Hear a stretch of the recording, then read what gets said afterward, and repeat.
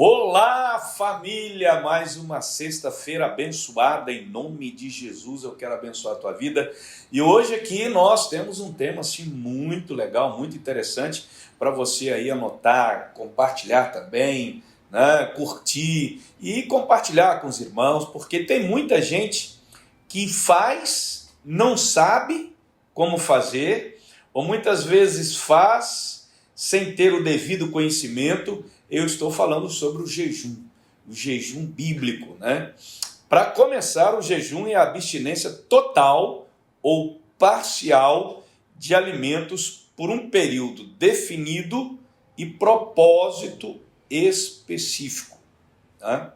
Isso, jejum, irmãos, tem sido praticado pela humanidade, né, em todas as épocas, nações, culturas e religiões. Então, jejum é muito importante, né? Pode ser com finalidade espiritual, o jejum, né? E pode também ser com finalidade medicinal, né? Porque o jejum traz muitos benefícios físicos com a desintoxicação do nosso corpo. Então ele pode ser feito com o objetivo, propósito medicinal, né, de cuidar do seu corpo, mas o nosso enfoque hoje aqui não é esse. O nosso enfoque hoje aqui é o jejum bíblico, tá? O jejum voltado para a nossa área espiritual, para a nossa finalidade, exatamente essa que eu quero compartilhar. Não um jejum medicinal, que até porque esse conhecimento precisa de algo mais profundo, né? Eu creio que a igreja de hoje, ela vive dividida entre dois extremos: aqueles que não dão valor algum ao jejum e aqueles que se excedem em suas ênfases sobre o jejum. Penso que Deus, Ele quer nos despertar para a compreensão e prática desse princípio, que, na verdade, sem dúvida nenhuma, é uma arma poderosa na vida de nós cristãos, né? Nós crentes em Cristo Jesus. Na verdade, não há uma regra, ou não há regras fixas na Bíblia sobre quando jejuar ou qual tipo de jejum praticar. Isso é algo muito pessoal, né? Mas a prática do jejum, além de ser uma recomendação bíblica, traz consigo alguns princípios que devem ser entendidos e seguidos. Eu quero compartilhá-los com você agora. Se você está aí sentadinho, está em algum lugar que você pode anotar, tudo bem. Se você não está, não tem problema, tá? Você vai ouvindo aí em nome de Jesus. Primeira coisa, a Bíblia ordena o jejum, ou seja, o jejum é um mandamento, é uma lei? Não. No Velho Testamento, na lei de Moisés, os judeus tinham um único dia de jejum instituído. Era o dia da expiação, Levíticos 23, 27, que também ficou conhecido como o dia do jejum. E Paulo se referiu a esse jejum lá em Atos capítulo 27, versículo 9. Mas em todo o Velho Testamento não há uma única ordem acerca de jejuarmos. Não há. Em todo o Velho Testamento. No entanto, queridos, apesar de não haver um imperativo, uma ordem, né, acerca dessa prática, a Bíblia está cheia de menções ao jejum. Então a Bíblia, ela mostra muita coisa sobre vamos dizer, não uma ordem, mas uma necessidade do cristão jejuar. Fala não apenas de pessoas que jejuaram e da forma como fizeram, mas também fala da necessidade de nós, né, jejuarmos, e fala também da forma correta de jejuar. Então, há muitas situações, né? A nação que jejuava, né? para determinadas coisas, enfim. Então a Bíblia, no Velho Testamento, também no Novo Testamento, tem muitas citações com relação à prática do jejum. Muitos, mas muitos ensinadores, muitas pessoas ensinaram, né, de maneira grave ao dizer que, por não haver uma ordem específica acerca do jejum, então nós não devemos jejuar. Isso é errado, tá? É um ensino completamente errado, equivocado. Mas por quê? Porque quando a gente considera o ensino de Jesus sobre o jejum, a gente não pode negar que Jesus, ele esperava que nós jejuássemos, o próprio Jesus. E eu vou citar aqui o texto, vou ler aqui o texto que está lá em Mateus, capítulo 19, capítulo 16, melhor dizendo, você pode anotar aí, capítulo 6, versículos 16 a 18, diz assim: quando jejuardes, Jesus falando isso aqui, não vos mostreis contristados como os hipócritas, porque desfiguram o rosto com o fim de parecer aos homens que jejuam. Em verdade vos digo que eles já receberam a sua recompensa. Tu, porém, quando jejuardes, unge a cabeça e lava o rosto, com o fim de não parecer aos homens que jejuas, e sim ao Pai, ao teu Pai em secreto. E teu Pai que vê em secreto te recompensará. Embora Jesus não esteja mandando jejuar, suas palavras aqui esperavam ou esperam que a gente pratique o jejum, né? Ele nos instruiu até na motivação correta que se deve ter ao jejuar. Quando você jejuar, né, não fica com aquela cara, aquele rosto, né, caído, né, não tente mostrar para as pessoas que você está jejuando, né, assim, como se fosse, né, mais espiritual. E ele ainda disse que o Pai recompensaria a atitude correta do jejum. A recompensa correta do jejum, como ele deveria ser feito. E nos mostrou que essa prática traz resultados. Então Jesus nunca foi contra o jejum, ele sempre foi a favor do jejum, a prática do jejum. Embora não seja uma lei, mas é uma prática comum, né, na vida de um cristão, e Jesus corrobora isso. Jesus fortalece essa prática na vida dos seus discípulos. Algumas pessoas dizem que se as epístolas não dizem nada sobre jejuar, é porque não é importante, e desprezam o ensino de Jesus sobre o jejum. Também essas pessoas estão equivocadas, isso é errado. Jesus não veio ensinar os judeus a viverem bem a velha aliança. Ele veio instituir a nova aliança. E todos os seus ensinos apontam para as práticas dos cidadãos do reino de Deus, inclusive a prática do jejum. Antes de Jesus subir ao céu, irmãos, ele deu ordem aos seus apóstolos para que ensinasse as pessoas e guardasse, e que as pessoas fossem ensinadas e guardassem tudo o que ele tinha ordenado, inclusive o modo certo de jejuar, porque Jesus ensinou a maneira certa de jejuar. O próprio Jesus praticou o jejum.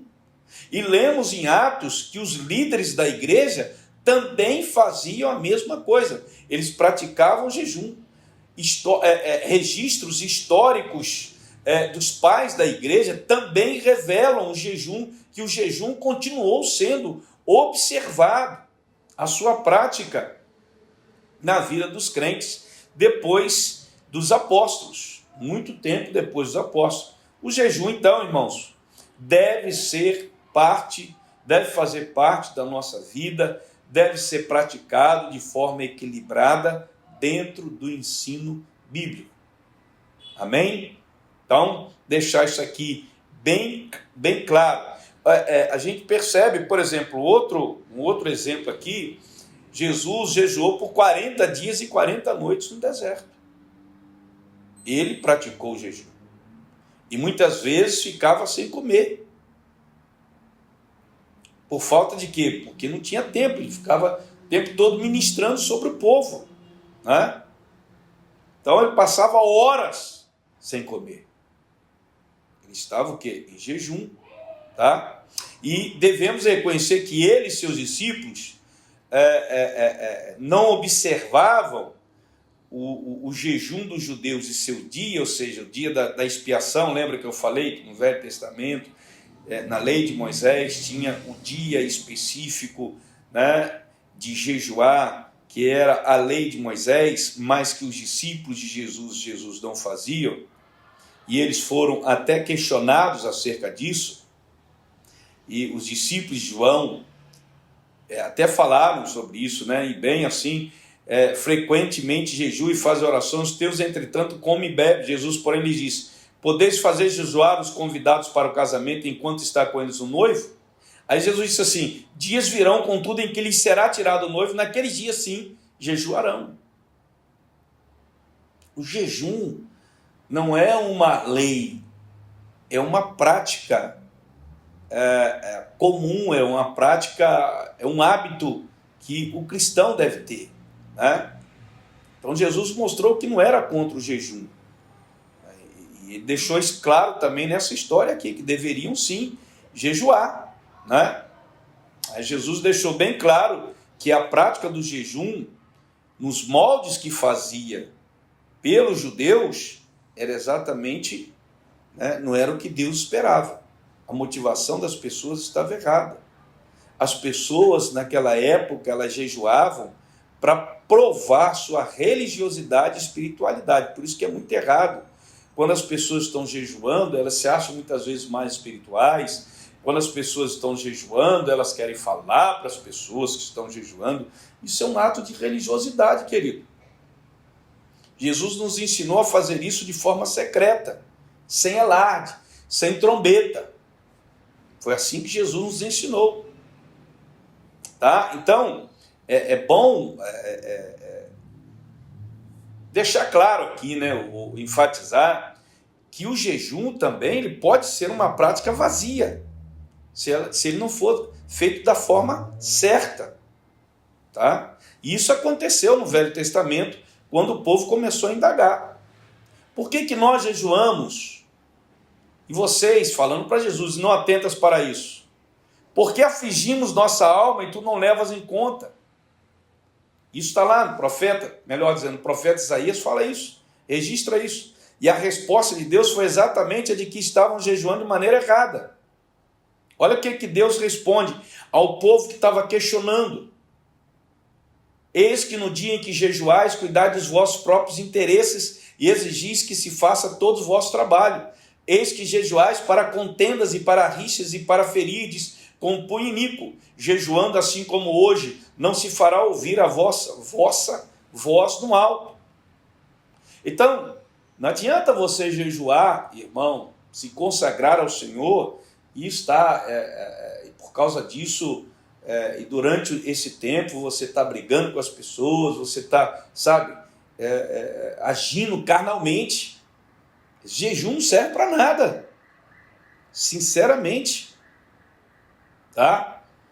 Então cuidado, muito cuidado, porque muitas vezes seu jejum está sendo praticado e não tem nenhuma valia diante de Deus, tá? O propósito do jejum, qual deve ser o propósito do jejum? O pastor Kenneth Hagin, ele fala sobre acerca do jejum, eu gosto muito dessa afirmação dele. O jejum não muda a Deus. O jejum não muda a Deus. Deus é o mesmo antes, durante e depois do seu jejum. Não adianta você jejuar pensando assim, vou jejuar para ver se o coração de Deus muda, para ver se ele acelera, para ver se ele me responde mais rápido, para ver se acontece. Ei, pode parar com isso. O jejum não é para mudar Deus. O jejum é para mudar a nós. Tá? O jejum vai lhe manter mais suscetível ao Espírito de Deus, à ação de Deus, ao mover de Deus, à mudança dentro de você, tá? Então, ele não vai mudar Deus. eu vou jejuar aqui para ver se Deus faz aquilo. Esquece, esquece, tá? Jejum não vai mudar Deus. O que Deus vai fazer, pronto. Independente se você jejuar ou não jejuar, tá? Então deixar isso aqui bem claro para vocês, tá? O jejum não vai tornar Deus mais bondoso, mais misericordioso, tá? Para com você, para comigo. O jejum está ligado diretamente a nós. A nossa necessidade de romper com as barreiras e limitações da nossa carne. E não com Deus. O jejum deixará o nosso espírito mais atento aos desejos da carne. Ele vai mortificar a carne. Ele vai afligir a nossa alma. Jesus nos deixou um ensino precioso quando ele falou sobre jejum. Olha só o que ele fala. Quando ele falou sobre jejum, ele diz assim: ninguém põe vinho novo em odres velhos. Muitas vezes esse texto aqui é usado para outra finalidade. Mas Jesus está falando aqui sobre jejum. Ninguém põe vinho novo em odres velhos. Do contrário, o vinho romperá os odres.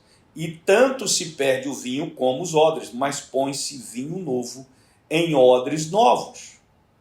O odre era um recipiente feito com peles de animais que era devidamente preparado, mas com o passar do tempo envelhecia e ressecava.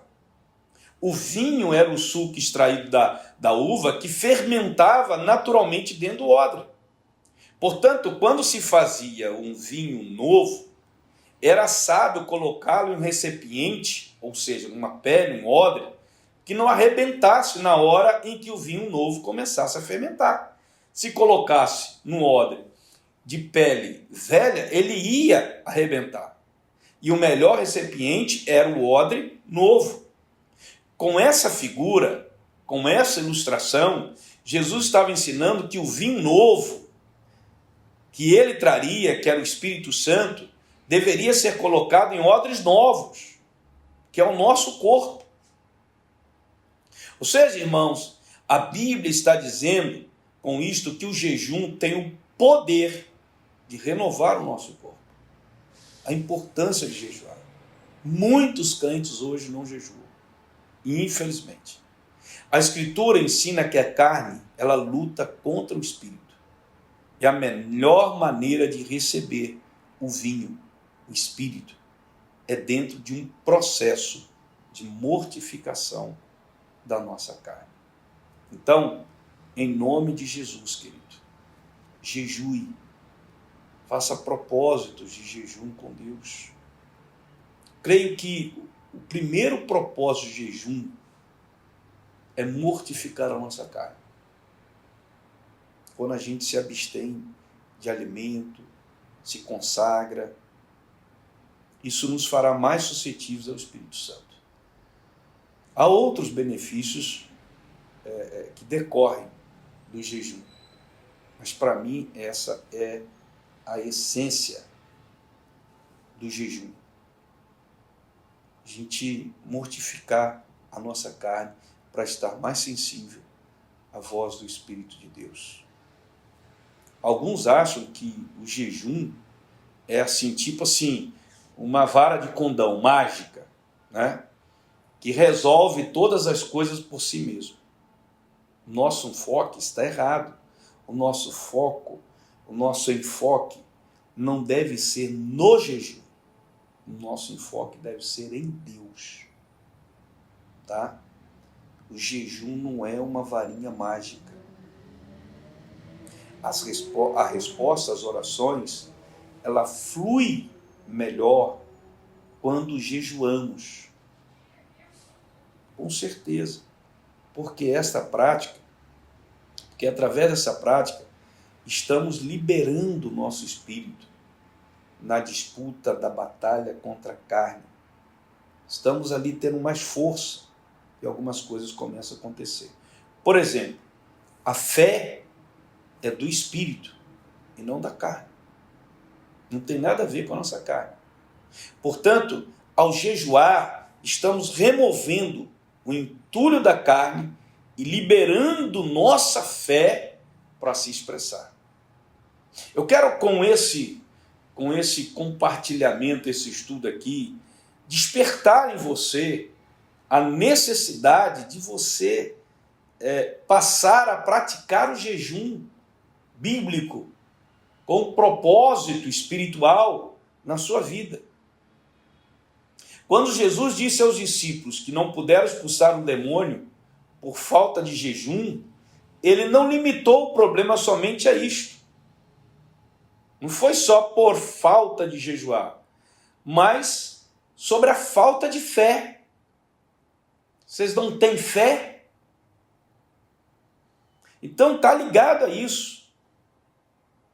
Um fator decisivo na nossa vida. E isso ajuda a liberar muito.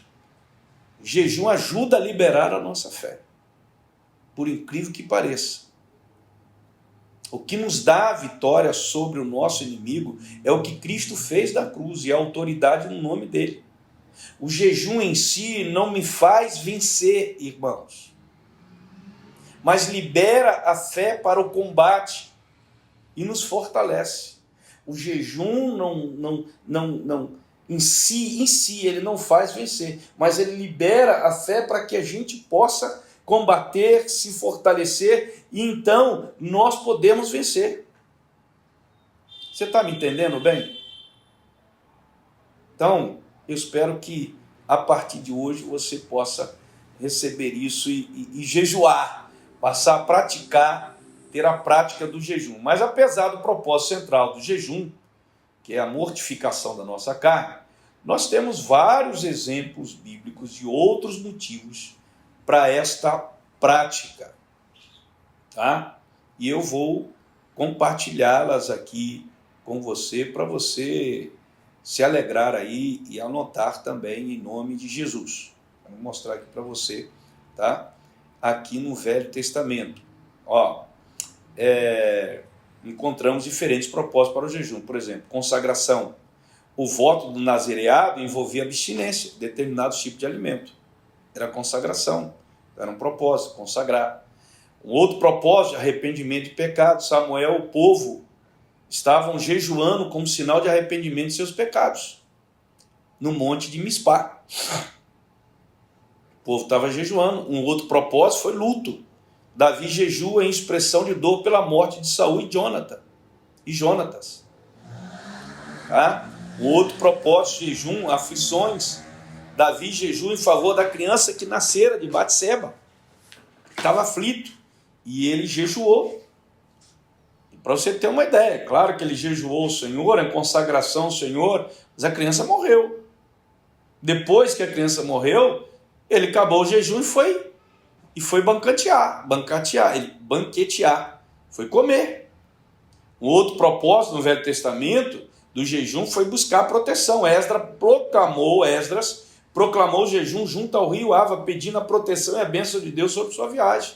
O jejum, ele proclamou esse jejum diante do povo. Um outro propósito no Velho Testamento, em situações de enfermidade. Davi jejuava e orava por outros que estavam enfermos. Anote isso aí, gente.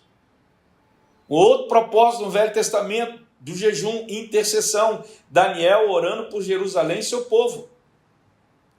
Ele intercedia e ele jejuava pela intercessão pelo povo. Olha o jejum. Nos evangelhos, preparação para a batalha espiritual. Jesus mesmo mencionou que determinadas caças só sairiam por meio de oração e jejum, batalha espiritual. Então o jejum, ele leva a gente para um revestimento maior de autoridade sobre o reino das trevas, o jejum. Tá? Um outro exemplo no Novo Testamento, os evangelhos, estar com o Senhor. Ana não saía do templo, orando e jejuando frequentemente. Ana, não é? Lucas 2,37. Tá? Orando sempre e jejuando frequentemente. A profetisa Ana. Um outro propósito, preparar-se para o ministério. Jesus só começou seu ministério depois de ter sido cheio do Espírito e se preparado em jejum prolongado no deserto. Foram 40 dias de jejum para preparação para o ministério. Tá?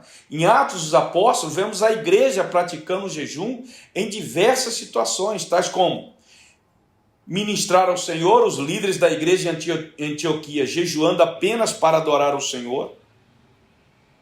Pessoas iam ministrar, adorar ao Senhor em jejum.